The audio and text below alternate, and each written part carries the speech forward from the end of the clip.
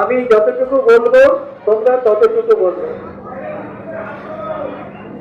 আজ নববর্ষের শুভ দিনে আমি নববর্ষ উৎসবে প্রথমেই দেশ জননীকে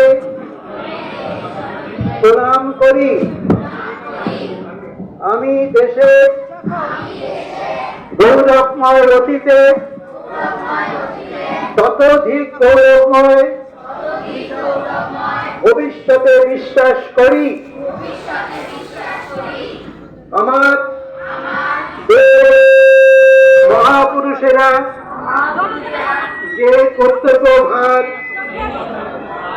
দায় স্বরূপ আমার উপর অর্পণ করেছেন তা পালন করার সংকল্প আমি গ্রহণ করছি।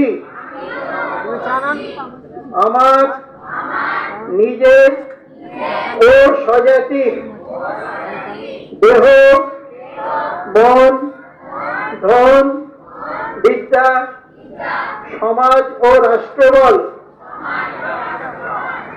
বাড়াবার জন্য আজীবন চেষ্টা করব। আমি সংকল্প করছি